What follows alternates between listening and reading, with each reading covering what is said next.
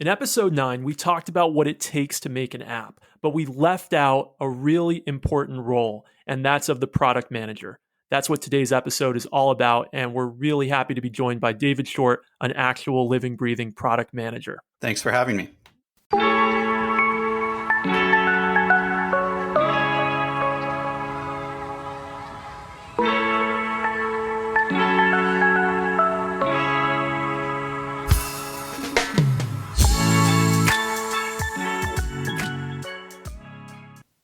Welcome to Kopec Explains Software, the podcast where we make computing intelligible. Now, today we have a special guest. We have David Short, who, full disclosure, is a friend of ours, but is a real-life product manager, and he's had this role at multiple companies managing software teams. So, David, can you tell us a little bit about yourself? Yeah, so I am a product manager at a bank right now where I'm responsible for the Zelle P2P payments app. And before that, I spent a few years as a product manager at Wayfair, an e-commerce company where I was responsible for the product descriptions and names. In both cases, I had teams of software engineers who were developing code based off of the work I was doing to understand the customer needs and set the vision for what that code should end up being. Prior to product management, I spent most of my career in management consulting, where I specialized in payments. So I did a lot of work for the card networks, the banks, the various different institutions that accept money as well, so retailers and other places, and really did a lot of strategy work trying to understand, what business should those companies be in 5 years down the road. I'm from Dallas originally, and we went to college together. So, went to college in New Hampshire with Kopec. Thanks for sharing all that, David. Can you just tell us a little bit about how you made that shift and how you became a product manager? Yeah, so it's actually kind of difficult to get into product management, I would say. So I wouldn't say going from management consulting to product management is a particularly common path, although I do know some other people that have taken that path. In general, there are a few different ways you can do it. So Google and actually the bank I work at, and not very many other companies actually do hire people straight out of college into associate product management programs. There are probably, I don't know, I know of maybe like 10 companies that do that. It's relatively uncommon. Most companies hire people with a lot of experience, typically from an engineering background or from some kind of project management experience within the institution. And so I'd say that's, again, a pretty common way, is to shift from some other role within a company into product management by kind of demonstrating that you have the skills necessary. But for me, I really just kind of took a step back in my career a little bit. I took a pretty junior role at Wayfair in order to break into the industry. And so again, Wayfair does have a associate program where they bring people in straight out of undergrad. So there are, those junior roles that a lot of other companies don't have. And so, yeah, the path was really just difficult. I interviewed for almost 6 months trying to find a product management role. And I had basically given up because I kept getting interviews, and then I would talk to people and they'd be like, yeah, we just want someone with more of a technical background. And I was like, well, I'd never claimed to be a software engineer. I don't know why you interviewed me if that was like a requirement. But ultimately, I had a friend from college who worked at Wayfair, and Wayfair actually did have quite a lot of management consulting people sort of throughout the company. And so even within product management, there were a number of people that had made the transition that way. And so I joined and sort of helped out initially, and then ultimately, took on full responsibility for an independent development team, and then, multiple projects and things like that. So it was, I would say there isn't necessarily like the most standard path is that sort of APM program straight out of undergrad. And otherwise, a lot of times it's people come from engineering, people come sometimes from consulting, sometimes from having started businesses themselves and kind of, led development teams in that way. They had a startup, and sometimes companies will acquire startups and then have the CEO of that startup become a product manager. And yeah, so anyway, I guess I answered a little bit more than you were asking, but that's how anyone could become a product manager, I guess. No, that's great. It's really helpful to get a sense of that big picture. I guess one other thing to throw out there is business school is also a way that some people end up coming into product management. Again, I would say that's not super common. And I would say most often those are people that already have some kind of a technical background, or at least sort of a startup background. So have a little bit more context and aren't just, again, coming from like a pure, marketing background or something like that, and then jumping from an MBA program straight into a product role. Let's go to basics. So, for people that have no idea what a product manager is, how would you describe the role? And let's keep it specifically to the type of roles you've been doing in software products. Yeah, so I would say that it's about setting the vision for the product. And so it really is just understanding what is the customer problem that you're trying to solve, talking to those customers in order to get there, and then literally creating work for software developers to then tackle. And so you work collaboratively with the engineers in order to break down, you set a vision, you work with designers, you work with a lot of different, people within the company, and you set the vision, and then you develop the path forward for the engineers to actually make that vision a reality into tangible software that customers can use. And so a lot of people say the PM is the CEO of the product. I really don't think that that's true, because PMs tend to not have direct authority over the engineering teams that they're working with, at least in the cases I've been involved with. The engineering organizations are separate. They have their own management structure. The engineers don't report to the PM. And so you can't fire them. You can't reprimand them. You don't actually write the reviews. You may, give input into some of those things.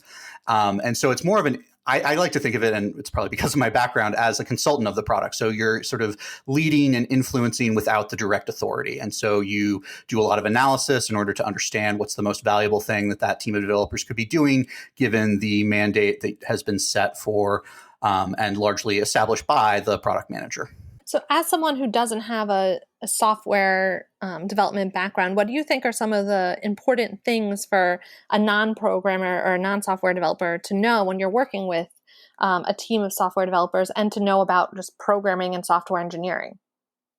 So I think the first thing is to be totally transparent about what your skill level is, one way or the other. So while I have never been a developer, I have, learned some basic coding in a few different languages. And so I don't pretend to be a developer. I make it very clear that I'm going to be setting the vision. I'm not going to tell them how they should do it, because the technical decisions on, how can we actually build software that can, have hundreds of thousands of users every day, or, millions of transactions processing through it. Those kinds of technical things are not something that I'm going to be able to give them input on. But what I can do is tell them, this is how many, hundreds of thousands of users we're going to have. This is like the peak volume we expect. I need to give them the details so that they can then make the decisions. And then I just ask questions. And so when there are very technical things going on, the way I try to break problems down is like, what are the inputs and outputs of each piece of work that needs to be done? And that's how I try to at least wrap my head around what it is that the engineers are doing. So, what data comes in, what comes out, how are we transforming things, and how is this ultimately going to impact the customer, which is the reason we should be doing anything, that we're creating a better experience for the customer, or less risky experience for the customer, et cetera.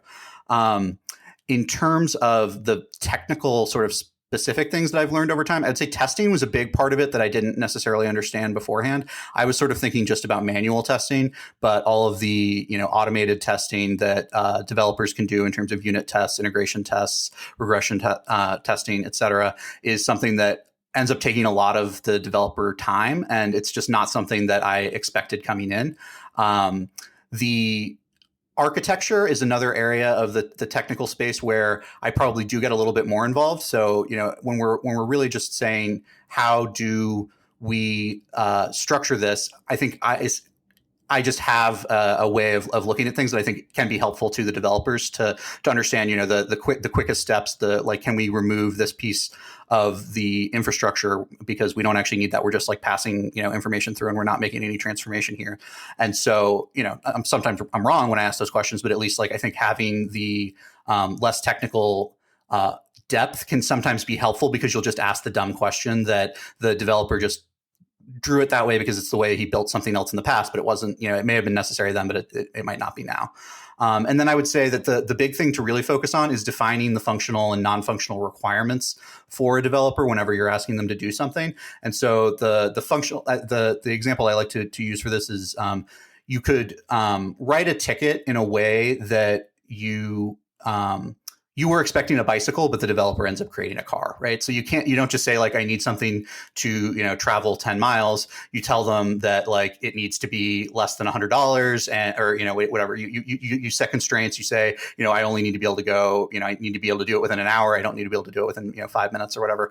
And so, making clear not just what is it that needs to happen, but what are the other pieces of context that might help the developer know, like, can I take a shortcut here versus do I need to build this in a really robust way that's going to take a lot more time? So in our previous episode about making apps, we talked about a few other roles beyond software developers. We talked about designers, testers, and marketing. I'm wondering in your role, what your interactions are like with those roles as well. Yeah, so I have a designer who works on both my team and a lot of other teams that are adjacent. And so I don't have, he's not joining all of our meetings and things like that, which is common. So there are Scrum teams or, development groups where there will be a designer that's fully embedded. They're involved, in the same way that the product manager is, day to day. And both times actually that I've worked with designers, it has been in a little bit more of a shared way that the designer is supporting, multiple groups. At Wayfair, I had very little design support. I really liked working with the designers. They were just really strapped. And so, I think there was one project where maybe I got 1 day per week of a designer's time for a couple of months, but I think that was like the highest, design exposure I had. And oftentimes it would be more like I had like a few hours, a month to be able to, schedule a meeting and talk to a designer and do a lot of the design work, myself up front and then get them to sort of give feedback. So by no means am I a designer. I tend to just take a scrappy approach and, take screenshots of things and kind of cut something together and then make clear, like, this is a wireframe. This is not like a, high fidelity mock-up that the developer needs to hold really closely to. While in my new role, I have a lot more of the designer's time. And so we do have, high fidelity mockups that we're able to do, user research with, have customers actually play around with a prototype and actually, see, are they able to take the actions? Do they understand how it works? Do they get confused about any of the design decisions that we may have made? In terms of marketing, I haven't actively worked with marketing too much. I know that it depends a lot on what it is that you are doing. We actually did just start to engage with the marketing team at the bank now, because I think they are thinking about doing some advertising around Zelle. But that's honestly something I'm kind of excited to get involved with, because my second job in my career was actually digital advertising research. So it is something I know a little bit about, and would really love to have more of a say there, and help to get my products featured and show the great customer experience that we can provide. I would say that those are sort of the main external stakeholders. There's also analysts, which at the bank tend to be, in some ways, developers. They tend to write Python code in order to do their analysis, and we'll build dashboards and things like that in order to help us understand how our products are performing, where customers are running into issues, et cetera. So analytics is a big thing at some companies and not at others. I would say as a product manager, I do a lot of the analytics myself too. Again, the analyst resources are a little bit strapped, especially with COVID. A lot of the resources got, reorganized within the bank to really focus on, helping with the areas that really changed as a result of, customers not being able to go into branches and things like that. So what kind of tools do you use in product management? How do you communicate with the people that you're managing, and how do you keep track of progress, and what other tools are involved? Yeah, so I'd say Jira is probably the most commonly used tool across product management organizations. And so we use that to write stories and epics for the work that our developers are going to do. And we use that to track the work. And so we break down, large initiatives into more tangible bite-sized pieces that a developer can execute in a reasonable period of time. And then once all of the stories for that epic are completed, we have completed that fundamental journey, and that new customer experience is available, or whatever, that software conversion is completed, et cetera. Then I would say the Google Suite is probably the second thing that I use the most. So Google Docs, Google Sheets, Google Slides are definitely a way that I do a lot of the analysis and presentation of the ideas that I have. Confluence is another piece of software that Atlassian developed that we use a lot for internal sort of wiki documentation. So a lot of every project that we work on, we develop a Confluence page, which breaks down the problem, links off to the designs, explains what it is that we're trying to solve, what are the benefits, what's the impact of the work, how much effort do we think it's going to take, and what are the phases of the project, et cetera. So what's going to get into the hands of customers as quickly as possible.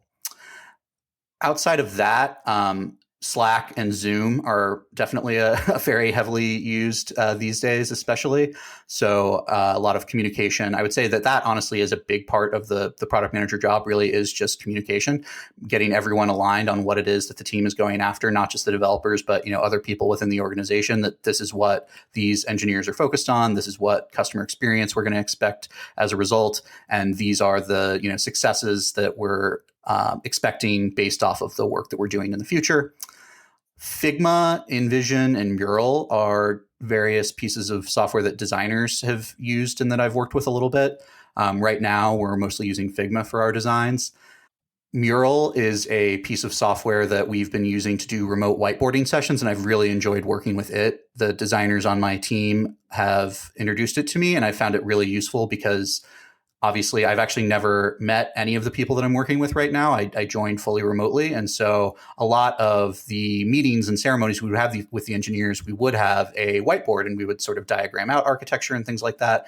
And so being able to collaborate in a shared document has been definitely really helpful. So I think the fact that we're on Google Suite is also great. If I were still in Microsoft Office world, I feel like I would be a lot more frustrated with remote work. And I think that the sharing aspect, I mean, obviously Microsoft has, their version of the shareable online documents, but it's just, I find the Google Suite to work a lot better for that. And then finally, Snowflake for SQL access has been something that I had never used before joining this bank, but has been really, really helpful. And then I use JupyterLab for Python to do some of that analytical work that I was talking about before. That's something that I actually just learned in the last couple of weeks, and so hoping to really build out my Python skills. Obviously, JupyterLab doesn't have to be specifically for Python, but it's what I've been using it for. Can you walk us through a day in the life of a product manager? So it's the classic thing that there is no typical day, but for me, I usually start working at a little before 8 a.m. And I try to check my to-do list and knock out something before I actually look at email or Slack to just get my day going in a positive direction and not be fully driven by the alerts and messages from other people. Then I do check email and Slack and start to try and get things on other people's radar, check in on some of the projects. And then we have stand up with the one of the teams that I'm responsible for at 9:45 a.m. And then at 10 a.m. I have another team that we have a stand up for. So during those meetings, it's basically just every single person. We look at the Jira board and we talk about, what is it that we did yesterday? What is it that we're going to do today? And do we have any blockers? Blockers being the real point of the stand-up, finding out if any of the developers are in a state where I need to reach out to another team, or the tech lead needs to, step in and help them out, or, basically just finding ways to make sure that they're going to be able to get their productive work done and they're not being, stopped by something outside of our control. Meetings are basically most of my day, to be honest. So I'll have, weekly check-ins with a lot of different people. We have, other team ceremonies with the engineers. So once a week we do backlog refinement, where we're looking at the stories that have sort of been in the backlog and identifying the ones that we want to groom with the engineers so that they're then ready to actually be worked on. We then have that session of grooming with the developers, where we'll review the stories from Jira and estimate how much work it'll be, and usually assign a developer to work on it, or just say, anyone can take this one when they're available.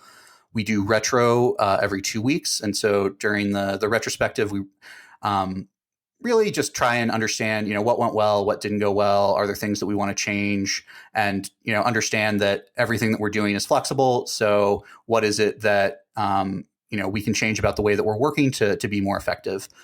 Demos are another big thing that we do. So as software gets developed, the engineer will show product and engineering and sometimes design the work that's been completed before we then launch it out to customers. Architecture reviews and discussions are another big piece of it. So, I'll have a lot of meetings with various other engineering teams to make decisions on how work that is going to have, effects on other teams is going to be done. What are the phases that we're going to do? When are people going to complete things such that, work can be handed off between teams? Can we work on things in parallel? Where do we need to have check-ins and, stop gaps to make sure that we don't step on each other's toes or end up in a place where, our two pieces don't work together and, the whole thing was basically worthless.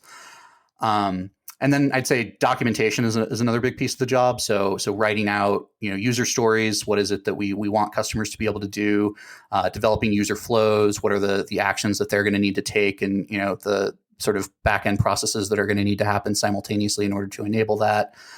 Breaking down the high fidelity mockups that the designers have built to really make clear what are the requirements for every piece within that. Does the field need to have a limit on the number of characters? What kind of encoding do we need to do? Are we expecting emojis to be able to be entered? Things like that. Going back to one of your prior episodes that I really enjoyed, and then I'll also sometimes be making wireframes that I might hand off to a designer to then develop those high fidelity mockups. And then capacity planning is another big piece. So there's a lot of sort of upward information that the product manager is responsible for. So making clear to leadership and other parts of the organization what it is that this team is doing, how they're going to be allocated across various initiatives. When do we expect them to be able to work on future initiatives that we think are going to be valuable, but we just don't have enough developers to focus on right now, and building those Confluence pages that I talked about before. So ultimately, it's really about setting the strategy and the vision, and then communicating that out both to people within the organization and to the developers in a way that they can actually create software that people can use. You've described, I think, in a proper level of detail that most people can now understand what your role is on a day-to-day basis. But what gets you excited about it each day? What do you really enjoy most about being a product manager? And maybe on the flip side, also tell us what the worst part is. What's the part that's the most annoying, or the part that you really dread?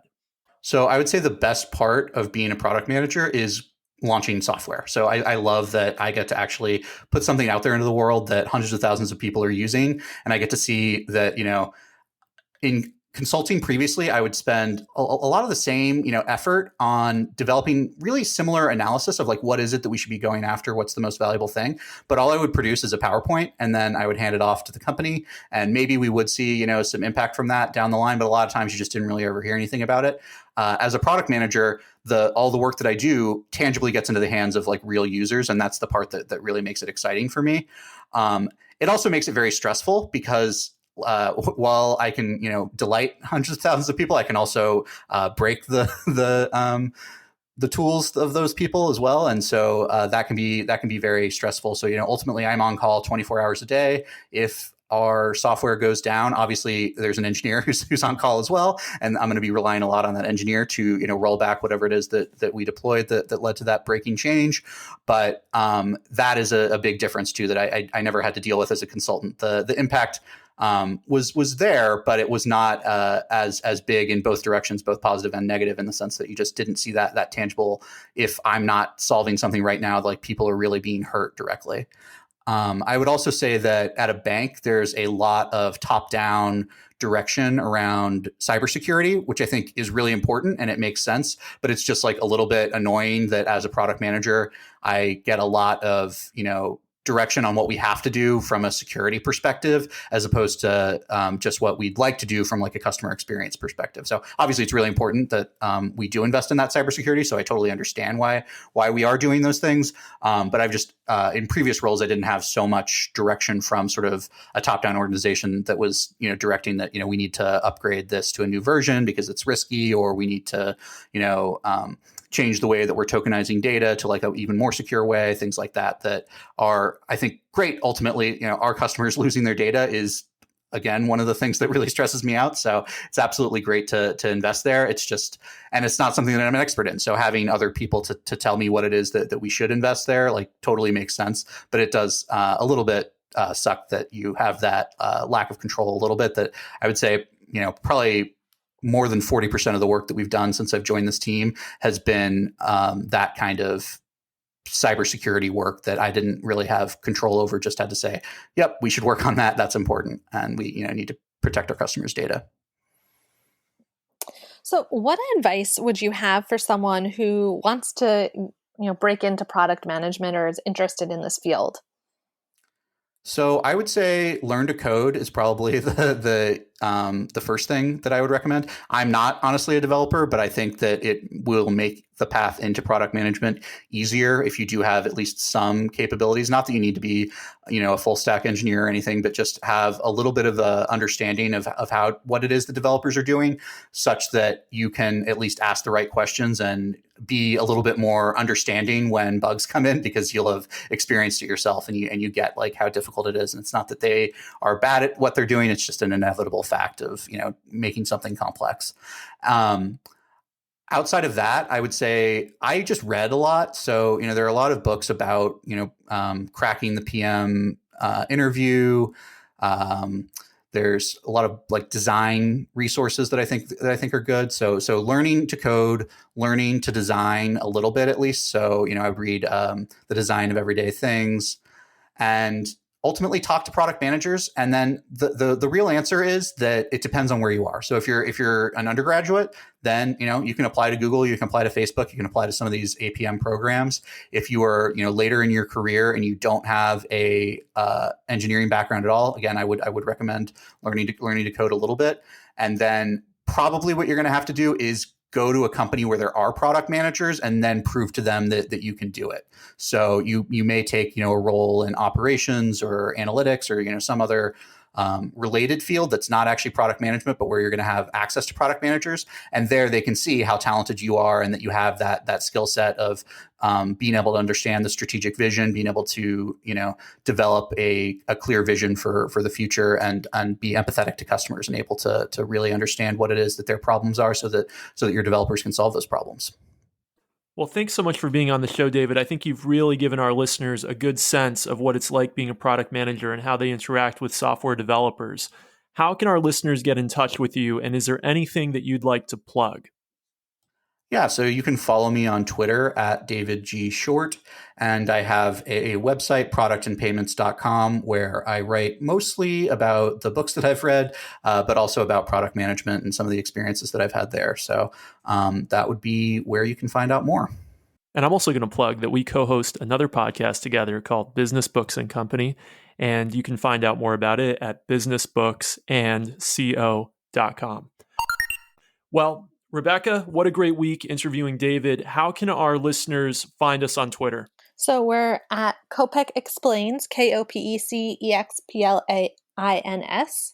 Let us know if there are any topics you'd like us to cover. And we also want to remind everyone to please leave us a review on your podcast player of choice, whether that's Overcast or Apple Podcasts or Spotify. It really helps with the visibility of the show. And we'll see you next week. Thanks for listening.